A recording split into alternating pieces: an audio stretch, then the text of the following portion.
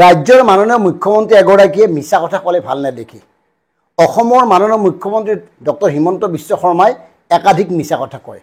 আমি মিছা কথা কোৱা বুলি তেওঁক অভিযোগ দিয়া নাই, কিন্তু তেওঁ যে মিছা কথা কয় সেই কথাটোহে প্ৰমাণ কৰিব খুজিছোঁ। কিয়নো কালি অসমীয়া প্ৰতিদিনত এটা বাতৰি প্ৰকাশ হৈছিল যে স্নাতকৰ নামভৰ্তিৰ মাচুল বৃদ্ধি, আৰু তাৰ পিছত মাননীয় মুখ্যমন্ত্ৰী ডাঙৰীয়া এই বাতৰিটো অস্বীকাৰ কৰি তেওঁ কৈছে যে ৰাজ্য চৰকাৰে নামভৰ্তিৰ ক্ষেত্ৰত মহাবিদ্যালয়ত ছাত্ৰ ছাত্ৰীৰ পৰা কোনো মাচুল নলয়। আৰু প্ৰতিদিনত উল্লেখ কৰা বাতৰিটো মালিক পক্ষৰ চৰকাৰৰ প্ৰতি থকা ব্যক্তিগত খবৰ বহিঃপ্ৰকাশ বুলি তেওঁ উল্লেখ কৰিছে। আৰু মাননীয় মুখ্যমন্ত্ৰী ডাঙৰীয়া এটা কথা কৈছে যে আগতে বছৰকীয়া আয় 2 লাখৰ তলৰখিনিকে বিনামূলীয়া দিছিল, এতিয়া এইবাৰৰ পৰা বছৰকীয়া 4 লাখ টকাৰ তলত উপাৰ্জন কৰা পৰিয়ালৰ ছাত্ৰ ছাত্ৰীকো বিনামূলীয়াকৈ নামভৰ্তিৰ সুযোগ দিছে। ইয়াত আমি ডিকেবি ফেক্টে প্ৰথমতে কৈ ল'ব খুজিছোঁ যে এই যে মুখ্যমন্ত্ৰী ডাঙৰীয়াই কৈছে যে প্ৰতিদিনৰ মালিক পক্ষ বা ব্যক্তিগত ইয়াক খবৰ বহিঃপ্ৰকাশ চৰকাৰৰ প্ৰতি, ইয়াত আমাৰ কোনো ক'বলগীয়া নাই। এইকাৰণে ক'ব লগা নাই প্ৰতিদিন কাকতকো জানো, মুখ্যমন্ত্ৰীকো জানো, কাৰণ মুখ্যমন্ত্ৰী ডাঙৰীয়াই প্ৰথম মুখ্যমন্ত্ৰী হৈয়েই প্ৰতিদিন মালিক গোষ্ঠীৰ স্বত্বাধিকাৰ মাননীয় জয়ন্ত বৰুৱাৰ আশীৰ্বাদ ল'বলৈ গৈছিল। আশীৰ্বাদ ল'বই গৈছিল নে আশীৰ্বাদ দিবই গৈছিল সেইটো বেলেগ কথা, কিন্তু আশীৰ্বাদ বা শুভেচ্ছা গ্ৰহণ কৰিবলৈ বা ল'বলৈ বা দিবলৈ গৈছিল, আৰু তেওঁৰ ঘৰলৈ গৈছিল, মানে পুৱাৰ সাজ তাতে খাই আহিছিল, প্ৰত্যেকেই জানে। প্ৰায়ে মুখ্যমন্ত্ৰী ডাঙৰীয়াই প্ৰতিদিন গোষ্ঠীৰ বিৰুদ্ধে মন্তব্য দিয়ে, কিছু মন্তব্য, আনকি তেখেতে মুখ্যমন্ত্ৰী ডাঙৰীয়াৰ গ্ৰন্থ এখনতো এই কথাবোৰ আছে। আমাৰ সেইলৈ বৰ বিশেষ মূৰ ঘমাবলগীয়া নাই, কাৰণ ৰাজনৈতিক নেতা আৰু সংবাদ গোষ্ঠীৰ মালিকৰ সম্পৰ্কৰ কথাবোৰ এতিয়া সাধাৰণ জনতাই নজনাকৈ থকা নাই।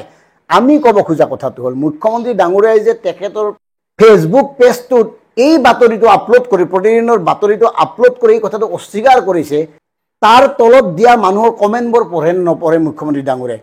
মুখ্যমন্ত্ৰী ডাঙৰীয়াই নিশ্চয় নপঢ়ে, কাৰণ তেখেতৰ এটা টীমেহে কাম কৰে আৰু টীমক নিৰ্দেশনা দিয়ে, সেইমতে কাম কৰে। মুখ্যমন্ত্ৰী ডাঙৰীয়াই ক'ত পঢ়ে? যদি পঢ়ে নিশ্চয় এই কথাবোৰ তেখেতে স্পষ্ট কৰা উচিত।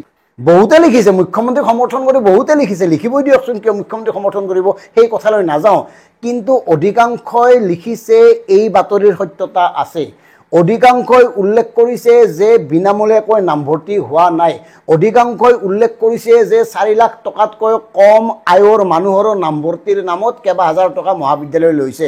অধিকাংশই উল্লেখ কৰিছে যে অতিৰিক্ত বিষয় কিছুমান সংযোজন কৰি তাৰ ওপৰতো মাচুল আৰোপ কৰিছে।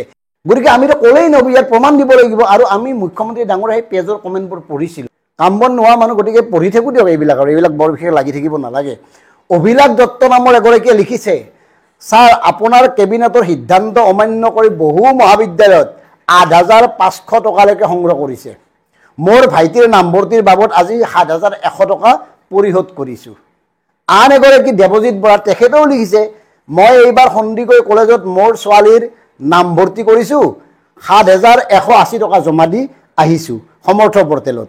মোৰ বছৰি আয় 2,50,000, এতিয়া কি হ'ব? আনহাতে হেমন্ত ফুকন নামৰ এগৰাকী ব্যক্তিয়ে লিখিছে, ময়ো সেইদিনা ছোৱালীৰ নাম লগাই দিলোঁ, মাচুল পৰিল 7,480 টকা। লগতে তেওঁ কেইটামান কথা লিখিছে, লিখি শেষৰ ফালে সংযোগ কৰিছে যে লগতে গছপুলি ৰোৱাৰ ফটোও জমা দিব লাগিব, আৰু গছপুলি ৰোৱাৰ ফটো যদি জমা নিদিয়ে তেতিয়াহ'লে 2 লাখ টকা কাম নিদিয়ে। কি হৈ আছে আপোনালোকৰ বিভাগত, কথাটো বৰ চিন্তা কৰক। আনহাতে কেইগৰাকীমান ছাত্ৰ ছাত্ৰীয়ে ৰবীন্দ্ৰনাথ ঠাকুৰ বিশ্ববিদ্যালয়ত নামভৰ্তিৰ বিনিময়ত সংগ্ৰহ কৰি থকা মাচুলৰ তালিকাও প্ৰকাশ কৰিছে আপোনাৰ মানে ফেচবুক পোষ্টটোৰ তলত, গতিকে আপোনালোকে চাই ল'ব। ৰূপম কুমাৰ মিশ্ৰ নামৰ এগৰাকীয়ে আকৌ কৈছে যে ফ্ৰী এডমিশ্যনৰ নামত ভেক ভাওনা হৈ থকা যেন লাগে। ফ্ৰী এডমিশ্যন দি বিভিন্ন ধৰণৰ ভেক ভাওনা ক'ত কেনেকৈ হৈছে তেওঁ উদাহৰণ দিছে, প্ৰমাণ দিছে। আনকি তেওঁ এইবুলিও কৈছে যে ফ্ৰী এডমিশ্যনৰ নামত কিছুমানক অপমান নকৰিব, ভাল কথা নহয়। গতিকে মুখ্যমন্ত্ৰী ডাঙৰীয়াই এই কথাটো স্পষ্ট কৰিব লাগিব। হয়তো এনেকুৱা কথা হৈ আছে নেকি যে আপোনাৰ অধীনস্থ বিভাগৰ বিষয়াসকলে ভুল পথে পৰিচালিত কৰি আছে, আপোনাক মিছা কথা কৈ আছে। হয়তো এনেকুৱা হ'ব পাৰে যে শিক্ষা বিভাগৰ বৰমূৰীয়া বা শিক্ষামন্ত্ৰী বা আপোনাৰ মাজত তালমিল নাই, শিক্ষা বিভাগৰ আমোলা বিষয়াসকলে আপোনাক ভুল তথ্য দিছে আৰু তেওঁলোকৰ তথ্যৰ ওপৰত নিৰ্ভৰ কৰি আপুনি এই কথাবোৰ কৈছে, এনেকুৱাও হ'ব পাৰে। গতিকে আপুনি এটা সৰজমিন তদন্ত কৰা উচিত, এটা ক্ষেত্ৰভিত্তিক অনুসন্ধান কৰা উচিত। সঁচাকৈ মহাবিদ্যালয়সমূহে আপোনাৰ নিৰ্দেশনা মনা নাই নেকি? সঁচাকৈ মহাবিদ্যালয়সমূহে এতিয়াও 4 লাখ টকাৰ তলৰ 2 লাখৰ ওপৰৰ বছৰেকীয়া আয় থকা মানুহৰ পৰা নামভৰ্তিৰ নামত মাচুল সংগ্ৰহ কৰি আছে নেকি? নিশ্চয় কৰি আছে, প্ৰমাণটো দিলেই। আপোনাৰ ফেচবুক পোষ্টৰ তলত গ'লেই পাই যাব, ক'ত গ'লে আপোনালোকৰ এই কথাবোৰ ক্লিয়াৰ হ'ব। তাতেই গ'লে আপোনালোকে গম পাব যে কোনখন মহাবিদ্যালয় কি টকা লৈ আছে। গতিকে এই বিষয়ে এটা সবিশেষ তদন্ত হোৱা উচিত। এনেই ফেচবুকত অস্বীকাৰ কৰা, এনেই কিবা এটা মন্তব্য দিয়াটো সহজ। তাৰ যিটো আচল বাস্তৱ, সেই বাস্তৱটো মানি লৈ শিক্ষাৰ ক্ষেত্ৰত যথেষ্ট সংস্কাৰ কৰাৰ প্ৰয়োজন আহি পৰিছে। শিক্ষাৰ ক্ষেত্ৰত সাধাৰণ ছাত্ৰ ছাত্ৰীৰ সুবিধা হোৱাকৈ কেতবোৰ সুবিধা প্ৰদান কৰাৰ প্ৰয়োজন আহিছে। আপুনি যি ভাবি আছে সেই হৈ থকা নাই। হয়তো আপোনাক কোনোবাই অন্ধকাৰত ৰাখিছে, আপোনাক মিছা কথা কৈছে, আপোনাক আচল তথ্য জনোৱা নাই। শিক্ষামন্ত্ৰীতো ব্যৰ্থ, তেখেতৰ কথা কৰি লাভেই নাই। শিক্ষামন্ত্ৰীৰ জাগাত বেলেগ এজন দিলেও হ'ব, কাৰণ হয়তো আপোনালোকৰ তাত মানুহ নাই। বোধহয় শিক্ষা বিভাগত নেতৃত্ব দিব পৰা আপোনাৰ অধীনত কোনো তেনেকুৱা দক্ষ সুযোগ্য মন্ত্ৰী নাই বাবে তেখেতক দি আছে নেকি? এই কথাবোৰ কিন্তু সাধাৰণ জনতাৰ মাজত চৰ্চা হৈছে। গতিকে মাননীয় মুখ্যমন্ত্ৰী ডাঙৰীয়া, যদি আপুনি মিছা কথা কোৱা নাই, যদি আপুনি সাধাৰণ জনতাক বিপথে পৰিচালিত কৰিব খোজা নাই, তেতিয়াহ'লে এই বিষয়বোৰ তদন্ত কৰক আৰু বিহিত ব্যৱস্থা গ্ৰহণ কৰক। ধন্যবাদ।